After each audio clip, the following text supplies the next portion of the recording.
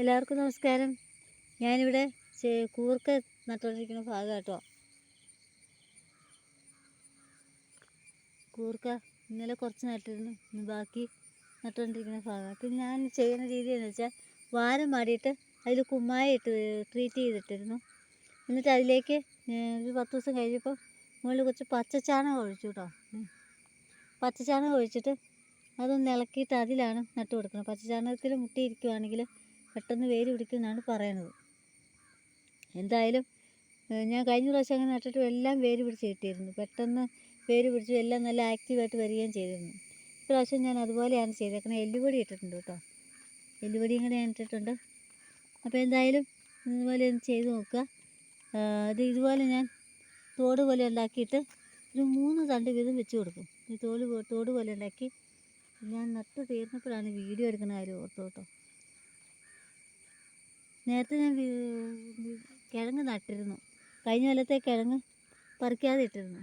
എന്നിട്ട് ഇതിലേക്ക് ഞാൻ ഇതിങ്ങനെ ഇതുപോലെ മണ്ണ് കുത്തി വെച്ചു. മണ്ണ് കുറവാണെങ്കിൽ പുറത്തുനിന്ന് കുറച്ച് മണ്ണിങ്ങെടുത്ത് കോരിയിട്ട് കൊടുത്താൽ മതി കേട്ടോ.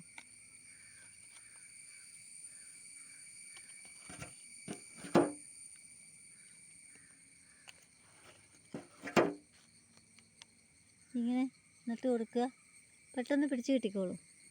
വലിയ ശുശ്രൂഷയൊന്നും വേണ്ടാത്തൊരു ചെടിയാണ് കൂർക്ക കൃഷി.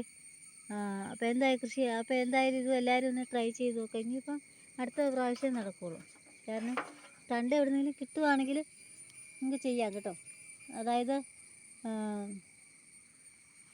ഇത് എങ്ങനെയാണെന്ന് വെച്ചാൽ, ഞാൻ കഴിഞ്ഞ പ്രാവശ്യം കൂർക്ക പറിച്ചപ്പോൾ ചെറിയ കിഴങ്ങുകളൊക്കെ അതിനകത്ത് തന്നെ ഇട്ടിരുന്നു. അപ്പോൾ അത് അവിടെ കിടന്ന് മഴ പെയ്തപ്പോൾ മുളച്ച് വന്നു. അതേ നല്ല തണ്ടുകൾ ഞാൻ ഒടിച്ചുകൊണ്ട് വന്നതാണ്. ഇനിയും കുറച്ചുകൂടെ നീളാൻ അതിൽ ഇഷ്ടംപോലെ തണ്ടുകൾ ഇനിയും തണ്ട് പറിച്ചുകൊണ്ട് വരാനുണ്ട്. അപ്പോൾ കുറേശ്ശെ ഞാൻ നടാമെന്ന് വിചാരിച്ചായിരുന്നു. ഇവിടെ ഒരു വാരം മാടി റെഡിയാക്കി ഇട്ടിട്ടുണ്ട്. മഞ്ഞളിന് വാരം മാടുന്ന പോലെ വാരം മാടിയിട്ട് വേണം കേട്ടോ നടാൻ. ഇനി ഏകദേശം ഒന്ന് പിടിച്ച് വരുമ്പോൾ ഇതിനകത്തേക്ക് നമുക്ക് സ്ലറി ഒഴിച്ച് കൊടുക്കാം. അല്ലെങ്കിൽ ബ്രോയിലർ കോഴിയുടെ വളം ഉണ്ടല്ലോ, കോഴിവളം ഇട്ട് കൊടുക്കാം. നല്ല വളർച്ച കിട്ടുന്നൊരു സംഭവമാണ്. കോഴിവളം ഇട്ട് കൊടുക്കുക. പിന്നെ നമുക്ക് ചെയ്യാൻ പരിപാടി എന്ന് വെച്ചാൽ പൊട്ടാഷ്. ഞാൻ ചാരാണ് ഇട്ട് കൊടുക്കാറ് കേട്ടോ. ചാരം നന്നായിട്ട് ഇട്ട് കൊടുക്കും. ചാരം ഇളക്കണം എന്നൊക്കെ വിചാരിച്ചു, പക്ഷെ നടന്നില്ല. അത് കാരണം ഇപ്പോൾ ഏതായാലും ഇങ്ങനെയാണ് ഞാൻ ചെയ്തത്. ഇനി നമുക്ക് ഒരു വളർച്ച എത്തിക്കഴിയുമ്പോഴത്തേക്കും നമുക്ക് ചാരം ഇട്ട് കൊടുക്കാം. കോഴിവളം ഇട്ട് കഴിഞ്ഞ് കുറച്ച് കഴിയുമ്പോൾ അല്ലെങ്കിൽ കോഴിവളം ചാരവും കൂടെ മിക്സ് ചെയ്തിട്ടാണ് ഞാൻ ചിലപ്പോൾ ഇടാറുണ്ട്. അങ്ങനെ ഇടണ്ട. ഇതിപ്പം കോഴിവളം ഇട്ടിട്ട് കുറച്ച് കഴിഞ്ഞിട്ട് നമുക്ക് ചാരം ഇട്ട് കൊടുക്കാം. പൊട്ടാഷ് ധാരാളം വേണ്ട ഒരു സംഭവമാണ്. കിഴങ്ങുകൾക്കൊക്കെ പൊട്ടാഷ് നന്നായിട്ട് വേണം. കാരണം എന്ന് വെച്ചാൽ കിഴങ്ങുകൾക്ക് വലിപ്പം വയ്ക്കാനും നല്ല രുചിയുള്ള കിഴങ്ങുകൾ കിട്ടാനും പൊട്ടാഷ് നമുക്ക് വേണം. അപ്പോൾ എന്തായാലും രാസവളം ഇട്ട് കഴിഞ്ഞാൽ ഇതിൻ്റെ ഇലയെല്ലാം കരിഞ്ഞു പോകും, തണ്ട് കരിഞ്ഞു പോകും. അപ്പോൾ എപ്പോഴും നമ്മൾ ജൈവ രീതി ചെയ്യുമായിരിക്കും നല്ലത്.